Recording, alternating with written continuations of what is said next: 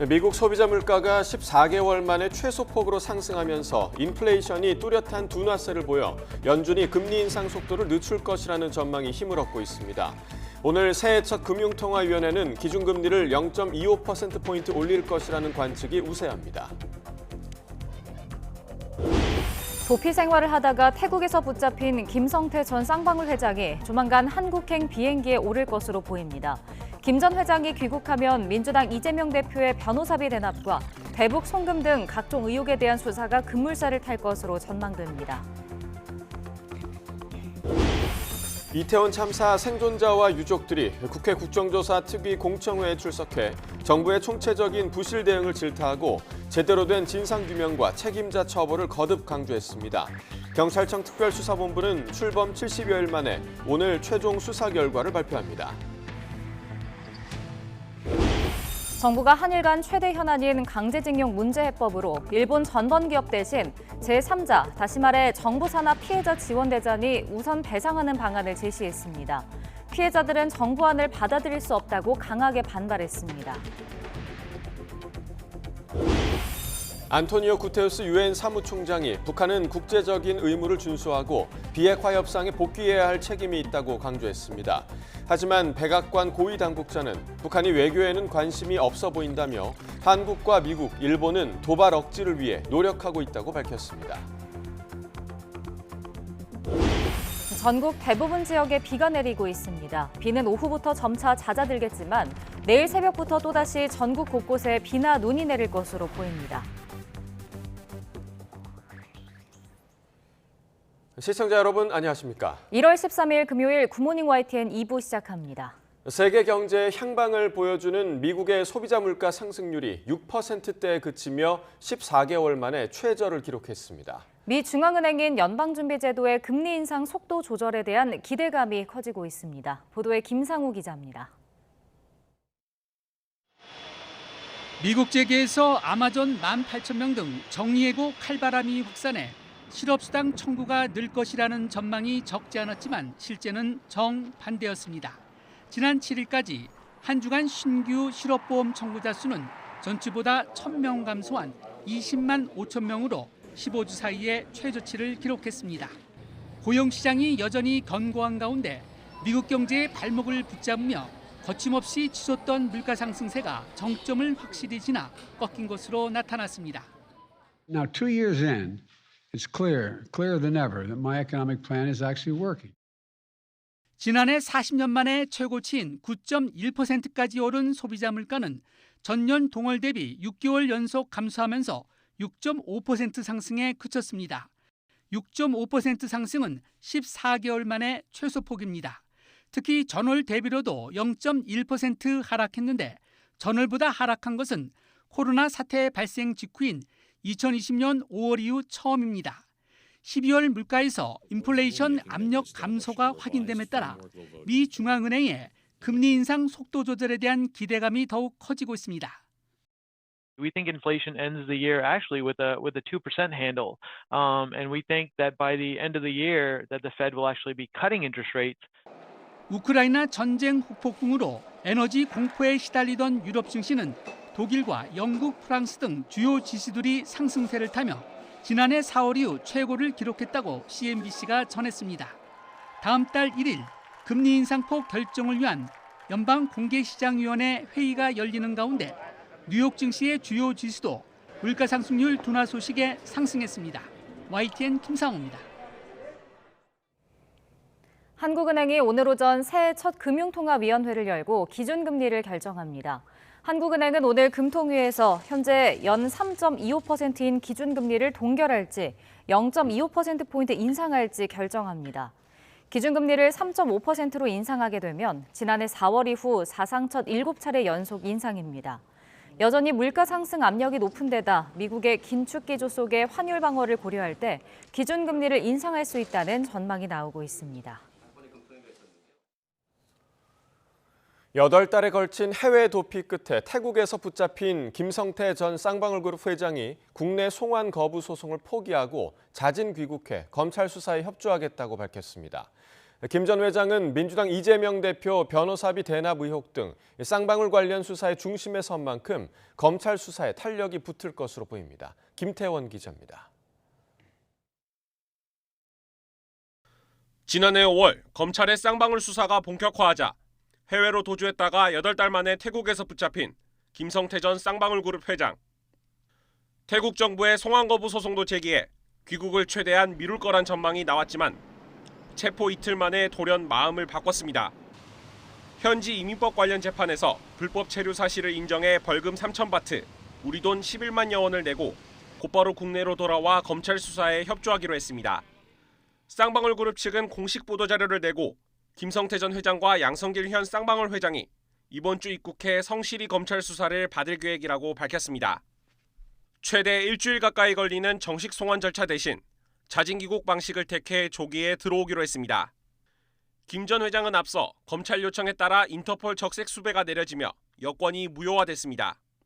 이에 따라 쌍방울 측은 김 전 회장의 긴급 여권 발급을 신청했고 여권이 나오는 대로 이르면 오늘 밤 귀국행 비행편에 탈 예정이라고 설명했습니다.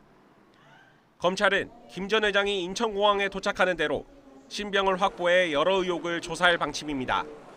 민주당 이재명 대표를 둘러싼 변호사비 대납 의혹이 대표적인데 검찰은 지난 2018년 이재명 대표 선거법 사건 변호를 맡았던 변호인들이 쌍방울 계열사 사외이사나 감사로 선임된 걸로 미뤄 쌍방울이 발행한 전원사채 등이 변호사비로 지급된 게 아닌지 의심하고 있습니다. 이 대표가 밝힌 수임료 3억 원은 일반적인 기준으로 봤을 때 이례적으로 적다는 겁니다. 또 앞서 이화영 전 경기도 평화부지사를 구속 기소하며 포착한 쌍방울의 불법 대북 송금 의혹과 관련해서도 추궁할 것으로 보입니다.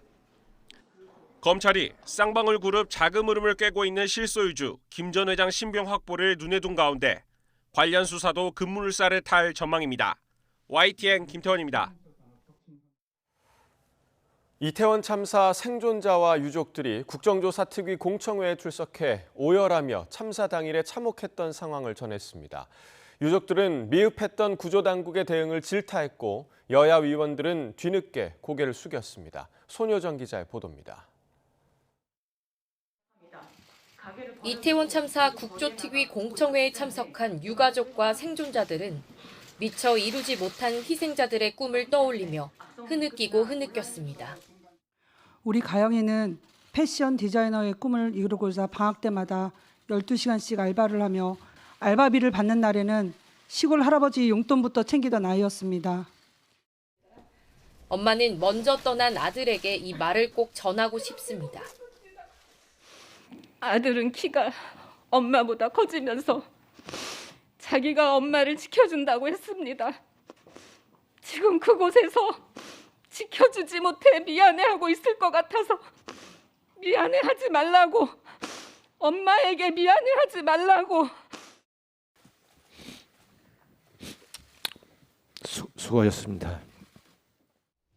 밀리고 밀리던 인파에 약혼녀를 잃은 예비 신랑은 그래도 살아남자 당부합니다. 죄책감에 시달리는 부상자 및 생존자가 여럿 있을 것이라 생각됩니다. 저 죽지 않고 살기 위해 열심히 노력하고 있습니다. 열심히 살아주셨으면 너무 감사하겠습니다. 구조 당국의 부실 대응과 모질기만 했던 정치권의 2차 가해 발언에 대한 질타도 이어졌습니다. 구급차에 블랙박스도 이미 없어졌다고 합니다. 오빠가 어떤 사고를 당한 건지, 어떤 응급 조치를 받은 건지 이제는 영원히 알 수 없게 될까 두렵습니다. 저에게 2차 가해는 장관, 총리, 국회의원들의 말이었습니다. 참사 후 행안부 장관의 첫 브리핑을 보며 처음으로 무너져 내렸습니다. 비극의 현장을 목격한 이태원 상인들은 근본적인 대책 마련을 요구했습니다. 저는 그이들하고 그날부터서 계속 40까지 그 자리에서 같이 잤습니다. 이태원 상인들 다 죽었습니다. 지금 사는 거 이상한 거 아닙니다. 유족과 생존자들이 바랐던 진상규명, 책임자 처벌과는 거리가 멀어 보였던 국정조사 특위. 여야 위원들은 뒤늦게 눈물을 훔치며 고개를 숙였습니다. 저 또한 집권 여당의 일원으로서 죄송하다는 말씀을 드립니다. 보다 철저한 조사가 되지 못했던 점 정말 아쉽고 또 죄송스러운 마음 금할 길이 없습니다. 일부 유족이 제대로 된 진상규명을 위해선 독립적인 조사기구가 필요하다고 요구한 가운데 이태원 국정조사특위는 공식 일정을 마무리하고 오는 17일까지 결과 보고서를 채택할 방침입니다. YTN 손유정입니다. 이태원 참사를 수사하고 있는 경찰청 특별수사본부가 오늘 최종 수사 결과를 발표합니다. 특수본은 지난해 11월 1일 출범한 지 74일 만인 오늘 최종 수사 결과를 발표하고 활동을 마무리합니다. 특수본은 이 자리에서 전문가와 함께 사고 원인을 분석한 결과를 설명하고 참사 책임자들에 대한 수사 결론을 밝힐 예정입니다.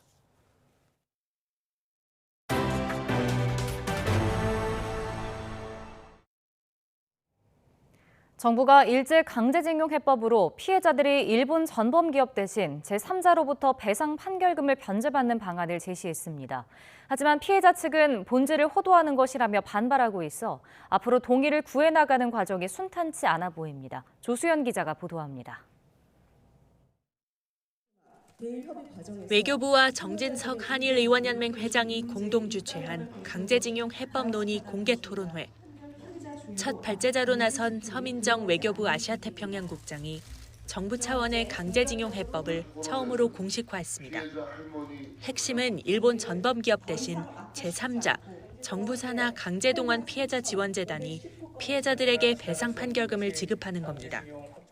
검토를 거듭할수록 핵심은 어떤 법리를 택하냐 보다 피해자들이 제3자를 통해서도 우선 판결금을 받으실 수 있다. 받으셔도 된다는 점이 있다고 생각하게 되었고, 서 국장은 정부가 반드시 피해자와 유가족들에게 직접 수령 의사를 묻고 충실히 설명해 동의를 구하는 과정을 거치겠다고 강조했습니다. 전문가들 사이에서는 현실적이다, 너무 서두른 것 아니냐는 의견이 엇갈렸고 피해자 측은 본질을 호도하는 왜곡된 프레임이라며 수용할 수 없다고 반발했습니다. 이 절차 한 번 더, 최소한 2번 더 있어야 되고 그 자리에서는 치열한 정부안에 대한 공개적인 토론들이 있어야 됩니다. 해법안에 일본 기업의 배상 참여와 정부 사죄 등이 빠진 것을 둘러싸고 항의가 계속됐고 피해자 측 일부는 공개 토론회에 불참하고 비상시국을 선언하기도 했습니다. 피해자 들러리 세우는 공개 토론회 규탄한다! 정부가 마지막으로 여론을 수렴하기 위해 마련된 공개 토론회에서도 피해자 측의 반대 입장이 확인된 셈입니다. 정부는 이번 해법안이 최종안이 아니고 일본 측과 계속 강도 높게 협의해 나가겠다고 밝혔지만 이른바 대위변제 해법을 둘러싼 논란은 계속될 전망입니다. YTN 조수연입니다. 안토니오 구테우스 유엔 사무총장이 북한의 한반도 비핵화를 위한 대화 복귀를 촉구했습니다. 구테우스 총장은 하야시 요시마사 일본 외무상의 요청으로 소집된 유엔 안보리 회의에서 북한의 불법 핵무기 개발은 현존하는 명백한 위험이자 지역 내 긴장을 새로운 수준으로 끌어올리는 것이라며 이같이 밝혔습니다. 그러면서 국제적인 의무를 준수하고 대화 테이블로 복귀해야 할 책임은 북한에 있다고 강조했습니다. 커트 캠벨 미국 백악관 국가안보회의 인도태평양 조정관이 북한은 도발 국면에 있으며 적어도 지금은 미국뿐 아니라 한국, 일본과의 외교에 관심이 없는 것으로 보인다고 말했습니다. 캠벨 조정관은 전략국제문제연구소 CSIS가 개최한 세미나에서 우리는 북한이 계속 도발적 조치를 취하는 상황을 막고 있다며 이같이 밝혔습니다. 캠벨 조정관은 한미 양국은 대북 정책에 대해 아주 긴밀하게 협력하고 있다며 북한 도발에 대응하기 위해 한미뿐 아니라 일본과 함께 대비와 억제를 위한 노력을 기울이고 있다고 밝혔습니다.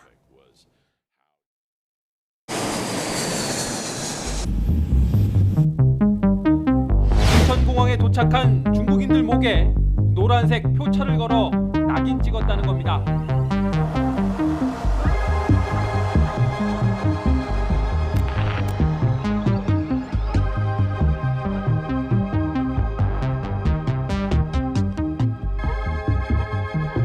인터넷을 뜨겁게 달군 화면입니다. 어두컴컴한 방, 한국에 도착하면 이런 곳에 끌려온다는 겁니다. 坐在地板上，睡在地板上，食物和垃圾桶放在一起，一天大约需要支付人民币900元，隔离7天大约需要6300元人民币。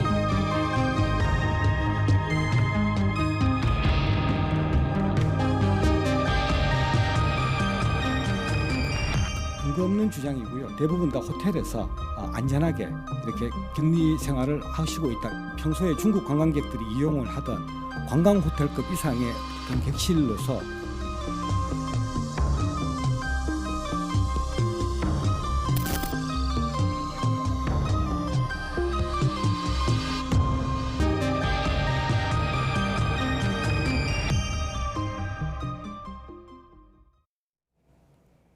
외교부가 중국이 한국인을 상대로 보복성 입국 규제에 나선 것과 관련해 코로나 방역 이외 다른 고려 요인에 따른 입국 제한은 결코 있어서는 안 될 것임을 명확하게 했다고 밝혔습니다. 임수석 외교부 대변인은 정례 브리핑에서 중국이 한국과 일본에 대해 무비자 경유도 중단한 데 대한 입장을 묻자 우리 측은 중국 측의 외교 채널을 통해 분명하게 유감을 표명했다며 이같이 말했습니다. 또 우리 정부의 과거 중국에 대한 방역 조치는 우리 국민 보호를 위해서 과학적인 근거에 따라 취해진 결정이었다며 우리 국민 보호 차원 이외에 다른 어떠한 의미로 해석돼서는 안 된다고 강조했습니다. 산업통상자원부가 중국의 단기 비자 발급 중단 조치로 피해를 겪는 우리 기업들을 위한 긴급 지원을 실시한다고 밝혔습니다. 코트라에 중국 무역 지원 데스크를 설치해 단기 비자 발급과 관련된 정보를 제공하고 담당 직원이 현지 지사 역할을 대행하는 긴급 서비스를 지원할 계획입니다. 또 산업부는 오늘 무역투자실장 주재로 주요 업종별 점검회의를 열고 지원책을 논의할 예정입니다. 기시다 후미오 일본 총리가 중국 정부의 일본 국민에 대한 비자 발급 중단에 대해 처리를 요청했다고 일본 NHK가 보도했습니다.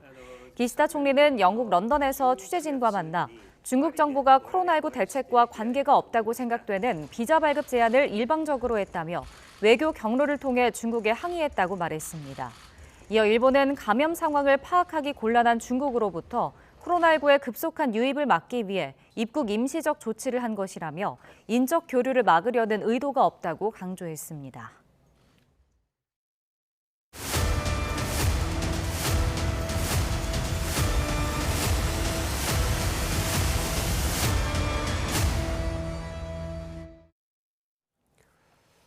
네, 최근 빌라왕이나 건축왕 등으로 불리는 전세 사기범들이 활개를 치면서 수천 가구의 서민들이 전세금을 떼이는 피해를 보고 있습니다. 피해자들의 부주의도 문제지만 이 전세 사기범들은 법과 제도가 허술한 부분을 노렸습니다.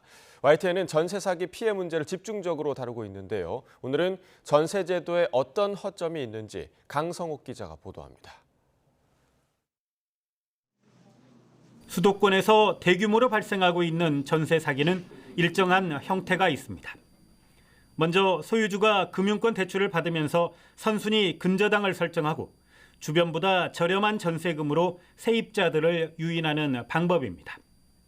의심하는 세입자들에게는 악덕 공인 중개사들이 법적 효력이 없는 이행 보증 각서를 제공하며 안심시키는 수법이 사용됩니다. 인천에서 발생한 2,700여 채 건축왕 사기 사건의 피해자들은 대부분 이런 수법에 당했습니다. 임대인이 양도세 등 각종 세금을 체납했지만 이를 숨기고 전세 계약을 맺는 경우도 있습니다. 정부는 올해 4월부터는 임대인의 동의가 없어도 세금 체납 여부를 확인할 수 있도록 하겠다고 뒤늦은 대책을 내놓았습니다. 빌라왕이라고 불리는 사람들은 지난 2020년 부동산 임대차법 개정으로 전셋값이 급등한 시기를 노렸습니다. 건축주와 악덕 공인 중개사 등 브로커들이 짜고 빌라와 다세대를 시세보다 높은 가격에 전세 계약을 맺은 것입니다. 이때부터 서울과 인천 등 수도권에서 전세금이 시세보다 높거나 비슷한 이른바 깡통 전세가 엄청나게 양산됐습니다. 지금도 그 규모를 정확하게 파악하기 어려운 상황이어서 피해는 앞으로도 계속될 것으로 보입니다. 이거는 가담 정도가 아니고요. 예. 그냥 한 조직이에요. 그래서 모든 정보를 다 속였고 예. 집주인에 대한 정보를 다 속였고 그들이 바지임을 얘기하지 않았고 사기범들은 주택보증공사 등이 시행하는 전세 보증금 반환 보증 제도의 허점도 파고들었습니다. 보증보험에 가입하면 안전하게 전세금을 지킬 수 있다며 임차인을 안심시킨 뒤 높은 가격에 전세를 체결하고 잠적해버린 것입니다.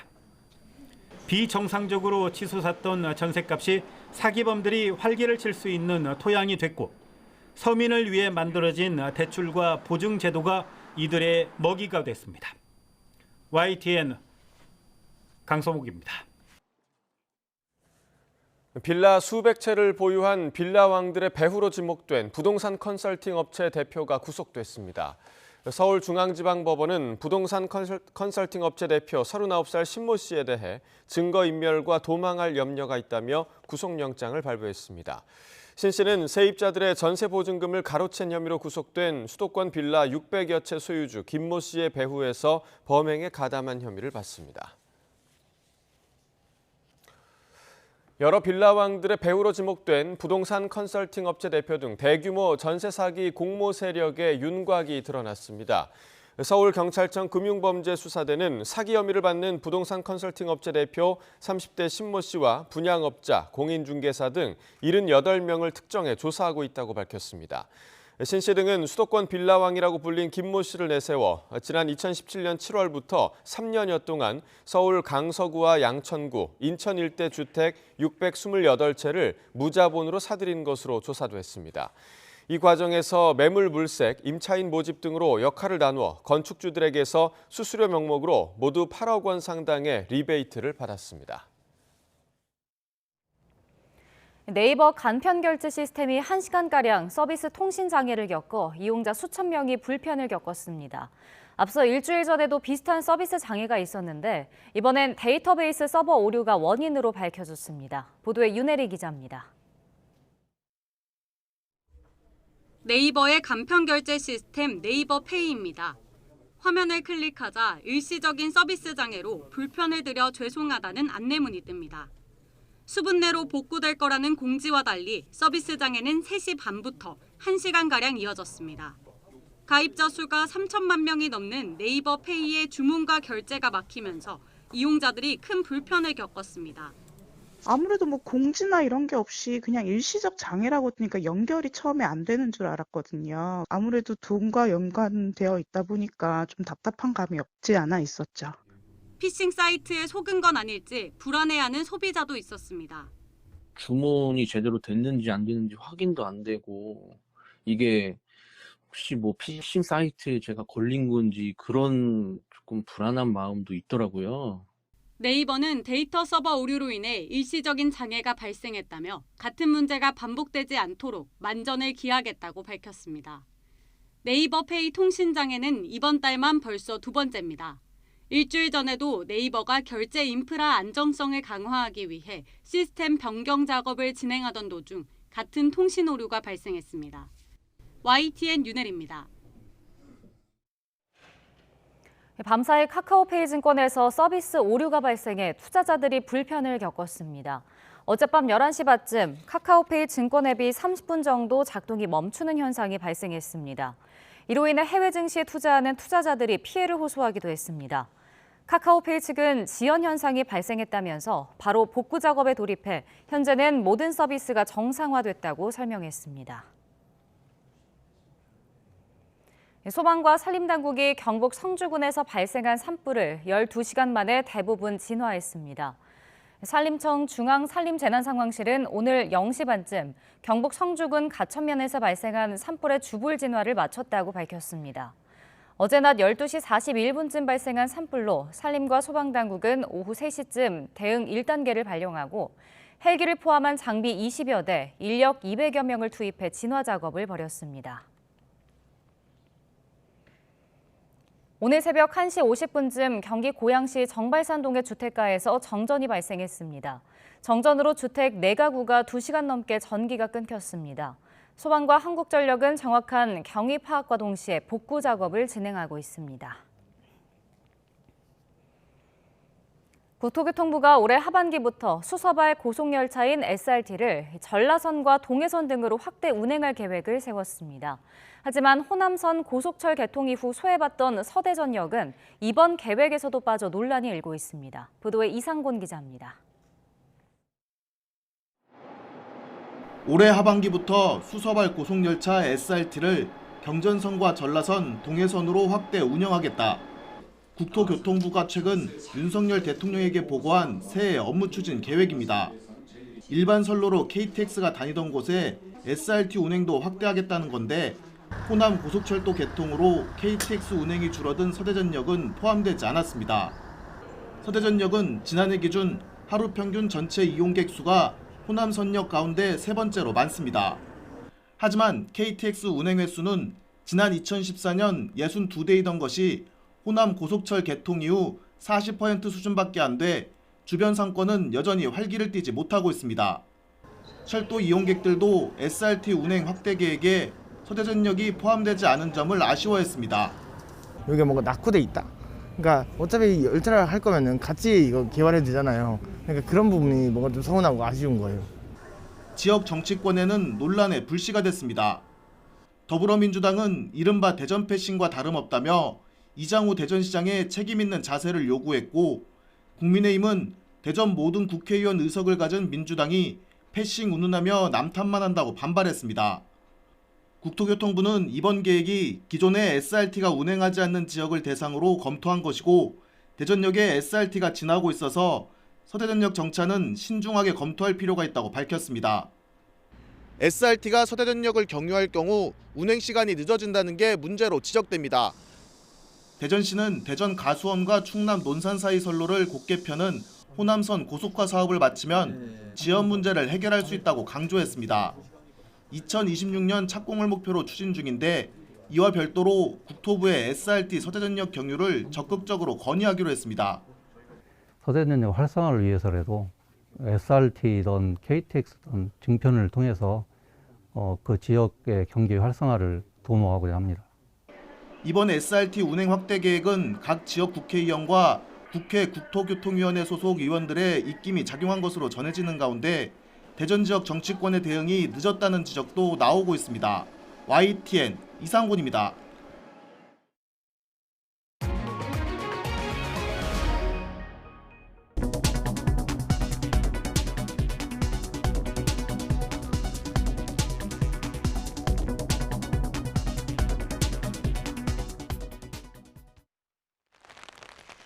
이례적으로 온화한 날씨가 겨울 호우를 몰고 왔습니다. 현재 서울에도 다소 강한 비가 내리고 있고요.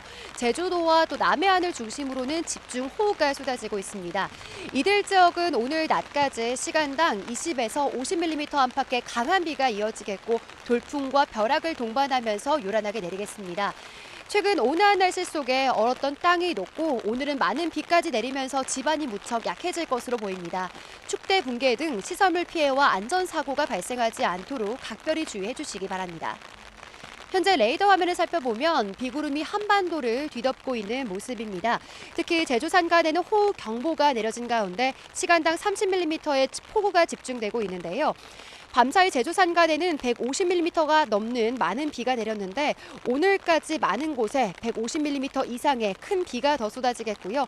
남해안에도 최고 80mm, 서울 등 그 밖의 내륙은 5에서 40mm의 비가 예상됩니다.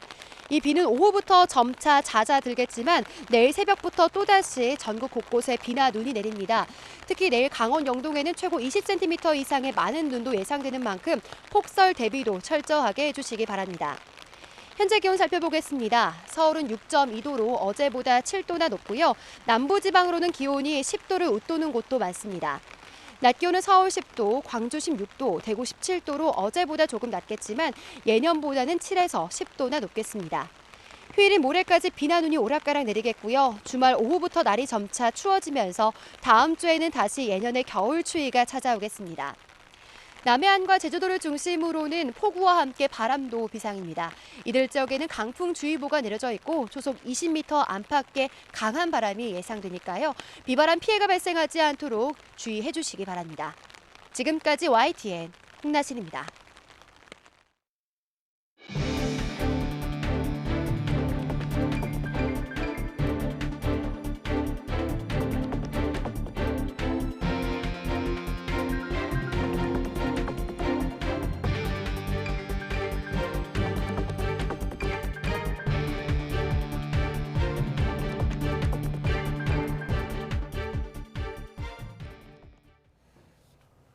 쌍방울 의혹의 핵심 인물인 김성태 전 쌍방울 회장이 태국에서 국내 송환 거부 소송을 포기하고 조기 귀국을 택한 것으로 확인됐습니다.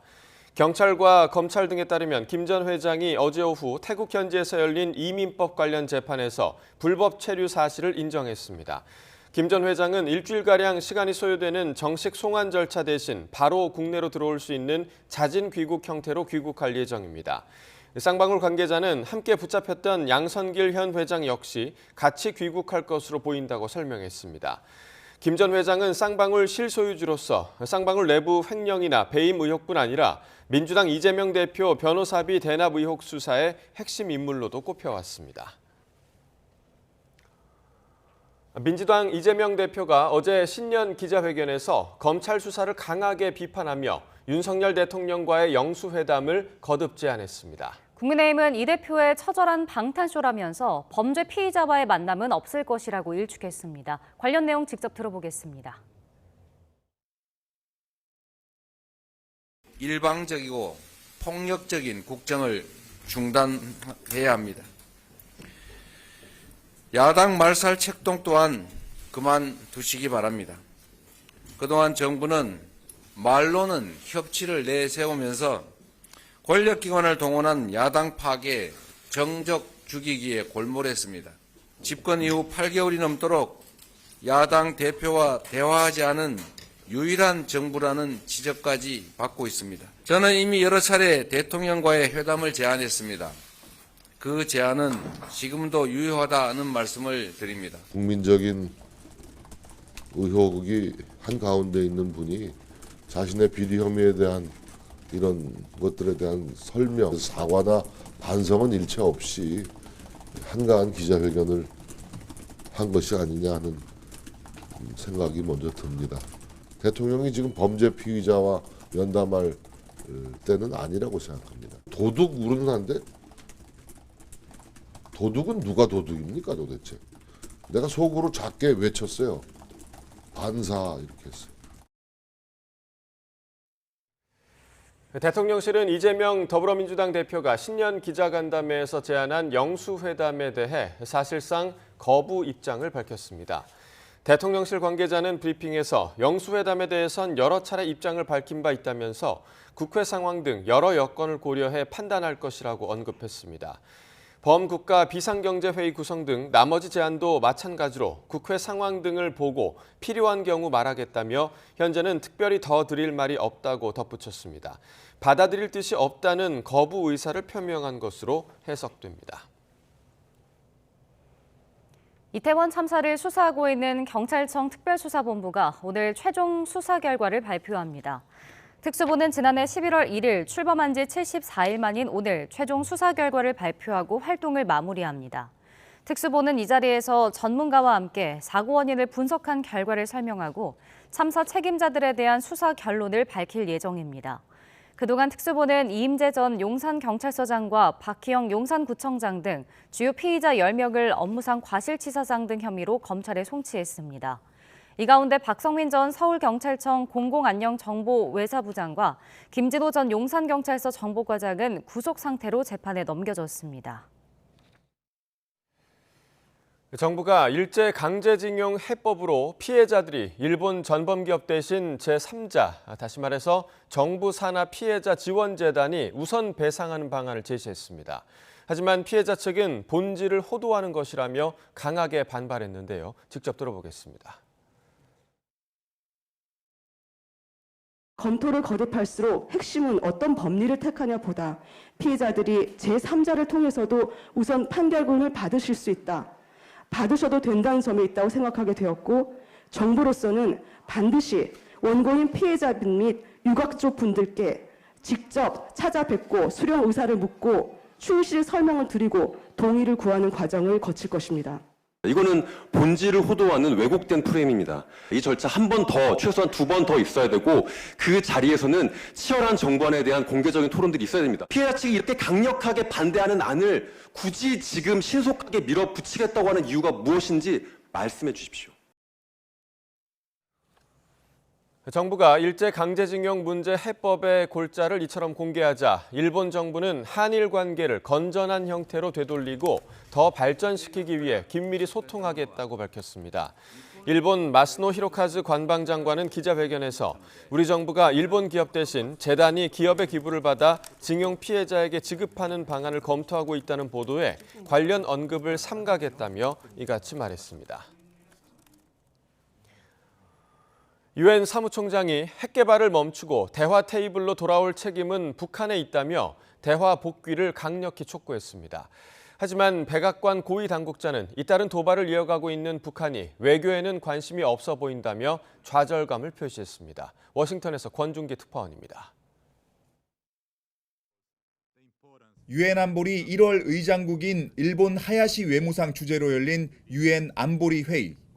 이 자리에서 유엔 사무총장은 북한의 핵 개발은 국제사회 긴장을 높이는 명백한 위험이라고 지적했습니다. 그러면서 대화에 복귀할 책임은 북한에 있다는 점을 분명히 했습니다. 미국이 성의를 보여야 북한이 대화에 응할 수 있다는 중국 측 주장을 반박한 겁니다. Onus is on the DPRK to comply with its international obligations and return to the negotiation table. 유엔 주재 미국 대사는 안보리에서 매번 북한을 감싸고 있는 중국과 러시아의 직격탄을 날리며 사무총장의 지적에 힘을 실었습니다. 도발을 일삼는 북한만큼이나 중국과 러시아 책임이 크다는 겁니다. China and Russia repeatedly stopped the Security Council from condemning the DPRK's unlawful actions in 2022. 워싱턴의 싱크탱크인 전략국제문제연구소 세미나에서도 한미 당국자는 북한이 계속 도발을 하고 있다면서 북한의 외교 무관심을 지적했습니다. 조태용 주미대사와 대담에 나선 커트 캠벨 백악관 국가안보회의 인도태평양 조정관은 북한이 대화에 나설 신호가 보이지 않고 있다고 거듭 강조했습니다.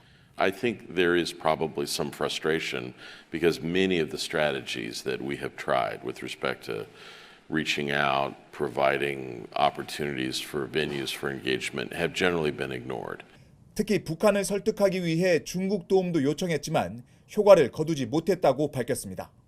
조태용 주미대사는 정부의 담대한 구상을 언급하며 다른 나라와 달리 북한은 경제 발전의 미래를 선택할 수 있다며 조건 없는 대화에 나올 것을 거듭 촉구했습니다. 워싱턴에서 YTN 권윤기입니다. 미국 백악관은 윤석열 대통령의 독자 핵무장 가능성 언급과 관련해 미국은 한반도의 완전한 비핵화 입장에 변함이 없다고 밝혔습니다. 존 커비 백악관 국가안보회의 전략소통조정관은 브리핑에서 윤 대통령의 핵무장 발언이 미국 정책에 배치되는 것인지에 대한 질문에 이같이 답했습니다. 커비 조정관은 바이든 대통령은 한반도의 완전한 비핵화에 전념하겠다는 입장을 유지하고 있고 그 입장은 바뀌지 않았다고 말했습니다. 그러면서 한국도 핵무기를 추구하지 않겠다는 입장을 분명히 했다며 한국과 함께 모색할 것은 확장 억제 능력의 향상이라고 강조했습니다. 미국의 인플레이션 압력이 꾸준히 감소하면서 소비자 물가 지수가 1년여 만에 최소폭으로 상승했습니다. 미국 노동부는 현지 시각 12일 지난해 12월 소비자 물가 지수가 전년 동월보다 6.5% 올랐다고 밝혔습니다. 이는 6개월 연속 둔화한 것으로 지난 2021년 10월 이후 14개월 만에 최소폭입니다. AFP 통신은 미국의 인플레이션이 최악의 고비를 넘겼다는 신호로 보인다고 분석했습니다. 한국은행이 오늘 오전 새해 첫 금융통화위원회를 열고 기준금리를 결정합니다. 한국은행은 오늘 금통위에서 현재 연 3.25%인 기준금리를 동결할지 0.25%포인트 인상할지 결정합니다. 기준금리를 3.5%로 인상하게 되면 지난해 4월 이후 사상 첫 7차례 연속 인상입니다. 여전히 물가 상승 압력이 높은 데다 미국의 긴축 기조 속의 환율 방어를 고려할 때 기준금리를 인상할 수 있다는 전망이 나오고 있습니다. 반면 올해 경기 침체 우려가 커진 데다 초유의 가계비 등을 고려해 기준금리를 동결하고 가파른 금리 인상 기조에서 숨고르기에 들어갈 수도 있습니다. 지난주 서울 아파트값 하락폭이 9달 만에 감소했는데 이번 주에도 낙폭이 줄어 2주 연속 둔화했습니다. 부동산 시장 경착륙을 막기 위한 정책을 계속 내놓고 있는 정부는 일시적 2주택자 처분 기한을 1년 연장합니다. 보도에 최기성 기자입니다. 서울 노원구에 있는 1,500여 세대 규모 아파트입니다. 지난해 매매 거래는 15건에 그쳤는데 규제 지역 해제 발표 뒤 매수 문의가 늘었습니다. 가격 좀 보고 분위기 좀 돌려보시는 것 같아요. 그게 어떤 실질적으로 이렇게 매수에 나서기 전도, 그다음에 매수에 나서는 정도까지는 아니지만은 그냥 뭐 기대 심리는 약간 있는 것 같아요. 달라진 시장 분위기는 관련 통계에도 반영됐습니다. 지난주 서울 아파트 값은 전주 대비 0.67% 낮아지며 39주 만에 낙폭이 축소했는데 이번 주엔 0.45% 떨어져 하락폭이 더 감소했습니다. 규제 완화 효과로 해석할 수도 있겠지만 규제 지역 해제 후 매물은 오히려 930여 건 증가했습니다. 정책이 시장에 영향을 줬는지 인과관계를 따져보려면 시간이 더 필요한 상황인데 정부는 연착륙을 위한 추가 대책을 제시했습니다. 정부는 일시적 2주택자에 대한 양도세, 취득세, 종부세 등 조세 감면 혜택 적용을 위한 종전주택 처분 기한을 신규 주택 취득일로부터 2년 이내에서 3년 이내로 연장하겠습니다. 조건만 충족하면 공시가 기준 12억 원까지는 아예 종부세를 내지 않아도 되고 고령층이거나 주택을 오래 보유한 사람은 최대 80% 세액공제를 받을 수 있습니다. 양도세 비과세 혜택과 함께 취득세도 중과세가 아닌 1에서 3% 기본 세율만 부담하면 됩니다. 1주택자가 급매물을 추가 구매 검토할 여지도 생겼지만 분위기 반전은 어려워 보입니다. 고금리 문제, 경기 위축 우려가 아직 남아있는 상황이고 또 최근 계절적 비수기 여파라든지 집값 고점 인식들이 아직은 시장에 깔려있는 상황이라서 거래 총량이 단기간 크게 개선되기는 쉽지 않을 것으로 판단됩니다.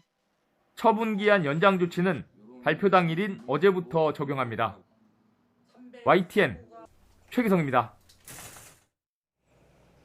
개인이 은행 등을 상대로 신용평가 결과에 대한 설명을 요구하고 이의제기도 할 수 있는 제도가 있습니다. 신용평가는 대출 한도나 금리를 결정하는 주요 요소인데도 널리 알려지지 않아 활용도가 매우 저조한데요. 어떻게 하면 활용할 수 있는지 강희경 기자가 보도합니다.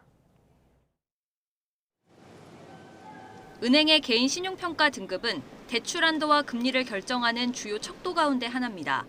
신용정보회사의 신용점수와 별도로 은행은 내부 시스템을 통해 자체 등급을 매기고 있는데 일반 금융소비자가 쉽게 확인할 수 있는 정보는 아닙니다. 이에 따라 지난 2020년 8월 도입된 제도가 있습니다. 개인이 은행 등을 상대로 신용평가 결과에 대한 설명을 요구하고 이의제기도 할 수 있는 개인 신용평가 대응권입니다. 대출이 있는 사람이라면 누구든 대출 실행 또는 연장 시점의 신용평가 결과를 구체적으로 확인해 볼 수 있습니다. 제가 현재 대출을 받고 있는 은행입니다. 제 신용 등급이 어떻게 평가돼 있는지 직접 들어가서 자료를 요청해 보겠습니다. 30분도 채 걸리지 않아 받은 서류에는 신용 등급은 물론 판단 정보와 반영 비율이 구체적으로 나와 있습니다. 신용 등급에 유리하게 반영된 항목과 불리한 요소 등도 확인할 수 있습니다.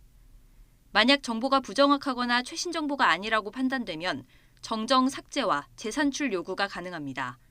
이를 통해 등급을 바로잡았다면 금리 인하도 요구해 볼 수 있는 겁니다. 그러나 정작 제도를 아는 사람은 많지 않습니다.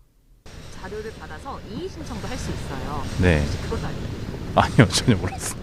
그 이의 신청을 할 수 있다는 거에 대해서는 몰랐는데 만약에 이의 신청을 해봤을 수 있으면 저는 당연히 해봤을 것 같아요. 사실상 유명무실한 제도이다 보니 은행권에서조차 생소하다는 반응입니다. 실제 한 주요 시중은행에서는 지난 3년간 제도를 활용한 사람이 한 자릿수에 그친 것으로 나타났습니다. 이에 따라 금감원은 금융소비자가 개인 신용평가 대응권을 충분히 행사할 수 있도록 관련 내용과 신청 방법을 대출 상품 설명서에 반영하기로 했습니다. 또 지금은 은행 영업점에 직접 방문해야만 확인할 수 있는데 앞으로 홈페이지나 모바일 앱 등 다양한 방법으로 가능하게 한다는 방침입니다. 나날이 치솟는 금리, 작은 것 하나라도 놓치지 않도록 금융소비자들이 더 적극적으로 권리를 행사해야 할 시점입니다. YTN 강희경입니다. 인천에서 숨진 지 2년이 지난 것으로 추정되는 70대 여성의 백골 시신이 뒤늦게 발견됐습니다. 경찰은 우선 함께 살던 40대 딸을 체포해 조사하고 있는데 기초연금을 계속 받기 위한 목적으로 시신을 내버려뒀을 가능성을 염두에 두고 있습니다. 강민경 기자가 보도합니다.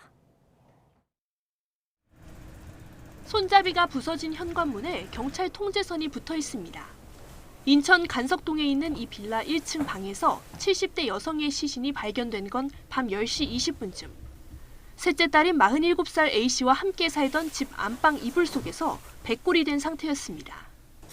경찰은 2020년 8월에 어머니가 숨졌다는 A씨의 일기장을 근거로 사망 시점을 추정하고 시신을 내버려둔 혐의로 A씨를 체포했습니다. A씨는 지난 2016년부터 별다른 직업 없이 이 집에서 어머니를 돌봐온 걸로 전해졌는데 이웃과 교류가 많지 않아 어려운 여건에도 복지 지원을 거의 받지 못한 걸로 보입니다. 이웃 주민들도 모녀의 존재를 잘 몰랐고 다른 남매들조차 2년이 넘도록 어머니가 숨진 사실을 몰랐을 만큼 교류가 없었습니다. 평범하고 단지 말수는 없어요. 남하고 이렇게 잘 어울리지는 않아서 동네 분들하고 안 어울렸을걸요. 그냥 엄마하고만 두 분이서 생활하시는 정도? 다만 숨진 70대 어머니 앞으로는 기초노령연금과 국민연금 등이 지원되온 걸로 파악됐습니다. A씨는 어머니가 숨진 뒤에도 사망 신고를 하지 않고 이 연금을 받아 생활을 이어온 걸로 경찰은 보고 있습니다. 기초연금하고 국민연금 한 60만 원 정도 나간 걸로 좀 파악이 되고 있거든요. 어려운데 그 가장 기초적인 생활을 할 수 있었던 것 같습니다. 경찰은 이 지원금이 시신을 내버려둔 목적이었을 가능성을 염두에 두고 수사를 이어갈 방침입니다. 또 숨진 여성의 시신을 부검해서 A씨가 살해했을 가능성도 조사한다는 방침입니다. YTN 강민경입니다. 조직폭력배가 불법 도박장으로 운영한 이른바 홀덤펍이 부산에서 적발됐습니다. 최근 간단한 식음료를 즐기면서 포커게임을 할 수 있는 홀덤펍이 늘고 있는데 이 불법 도박장처럼 운영되는 곳이 많은 것으로 추정됩니다. 보도에 김종호 기자입니다. 지난해 4월 부산 화명동에 문을 연 홀덤펍입니다. 두 개 테이블에서 이용자 16명이 포커게임을 하는 가운데 불법 도박이 진행된다는 첩보를 받은 경찰이 들어옵니다. 애초 해당 영업장은 술과 음료 등을 제공하면서 돈을 걸지 않는 포커게임을 즐길 수 있도록 일반 음식점으로 허가받은 곳인데 실상은 달랐던 겁니다. 경찰은 포커게임에 필요한 칩을 환전할 수 있고 운영자가 개인마다 수수료 명목으로 판돈 10%를 챙긴 사실을 확인해 운영자 10명과 상습 이용자 14명을 입건했습니다. 영업장 안에 별도의 환전 박스를 만들어서 그 안에서 암암리에 환전이 이루어졌고 때로는 영업장 밖에서 환전하거나 실제로 영업하는 데 가서도 환전을 해주고. 운영자 계좌 입출금을 분석해보니 8개월가량 도박장을 운영해 15억 원 상당을 챙긴 사실도 드러났습니다. 경찰은 폭력 조직 사이에 난 유혈 충돌을 조사하는 과정에서 불법 홀덤펍 수익이 조직 운영 자금으로 흘러들어간 정황을 파악해 수사에 들어갔습니다. 실제 운영자 가운데 우두머리 2명은 조직폭력배, 3명은 조직폭력배 추종 세력이었습니다. 문제는 합법을 가장한 불법 도박장 성격의 홀덤펍이 많은 거로 추정되지만 단속이 쉽지 않다는 점입니다. 환전이 포인트인데 환전하는 그 자체를 적발하기가 쉽지가 않기 때문에 이 적발이 사실상 어렵습니다. 경찰은 호기심에 홀덤펍을 이용하더라도 환전 행위가 있으면 처벌 대상이 될 수 있다며 시민들의 주의를 당부했습니다. YTN 김종호입니다. 중국이 미국 뉴욕에 설치한 비밀경찰서는 향후에 간판을 걸고 있는 것으로 확인됐습니다. 뉴욕타임스는 현지 시각 12일 미국 내 중국 비밀경찰서로 지목된 장소는 맨해튼 차이나타운에 위치한 6층 건물에 있다고 보도했습니다. 1층에 마라탕 간판이 붙어있는 건물 내 안내판에는 침수론 등 입주 업체들의 명단이 적혀 있지만 중국 경찰이 사용하는 층만 공란으로 표기된 것으로 나타났습니다. 뉴욕타임스는 소식통을 인용해 지난해 가을 미 연방수사국의 방첩부서가 뉴욕 브루클린 연방검찰과 함께 비밀경찰서 사무실을 압수수색했다고 전했습니다. 조 바이든 미국 대통령의 기밀 문건 유출에 대한 조사를 위해 한국계 인사가 특별검사로 임명됐습니다. 메릭 갈런드 미 법무장관은 바이든 대통령의 기밀 문서 유출 사건을 조사하기 위해 로버트 허 전 메릴랜드주 연방검찰청 검사장을 특검으로 임명한다고 발표했습니다. 허 특검은 한국계로 법무부 수석차관보를 거쳐 트럼프 행정부 때인 2018년 4월부터 2021년 2월까지 메릴랜드주 연방검찰청 검사장을 지냈습니다. 오늘 출근길 전국 곳곳에 겨울비가 내리고 있습니다. 현재 서울 등 수도권에는 시간당 10mm의 다소 강한 비가 내리고 있고요. 제주도에는 이례적인 겨울 호우가 집중되면서 호우경보도 내려져 있습니다. 오늘 낮까지 제주도와 남해안에 시간당 20에서 50mm 안팎의 호우가 쏟아지겠고 소속 20m 안팎의 강풍도 예상되면서 강풍주의보까지 내려졌습니다. 비바람 피해에 각별히 주의해 주시기 바랍니다. 어제부터 제주 산간에는 150mm 안팎의 많은 비가 내렸습니다. 오늘까지도 150mm 이상의 큰 비가 더 내리겠고요. 남해안은 최고 80mm, 서울 등 내륙을 중심으로는 5에서 40mm의 비가 내린 뒤 오후부터 점차 그칠 것으로 보입니다. 하지만 내일 새벽부터 또다시 전국 곳곳에 비나 눈이 내리겠고요. 강원 영동에는 최고 20cm의 폭설도 예상됩니다. 시설물 피해와 미끄럼 사고가 발생하지 않도록 대비 철저하게 해주시기 바랍니다. 현재 기온 살펴보면 서울은 6.8도로 어제보다 8도나 높고요. 남부지방으로는 기온이 10도를 웃도는 곳이 많이 있습니다. 낮 기온은 서울 10도, 광주 16도, 대구는 17도로 어제보다는 조금 낮겠지만 여전히 예년보다는 7에서 10도나 높겠습니다. 휴일인 모레까지 비나 눈이 오락가락 이어지겠고요. 다음 주에는 날이 다시 추워지겠습니다. 날씨였습니다. 굿모닝 YTN 2부 마칩니다. 잠시 후 6시 50분 3부에서 뵙겠습니다.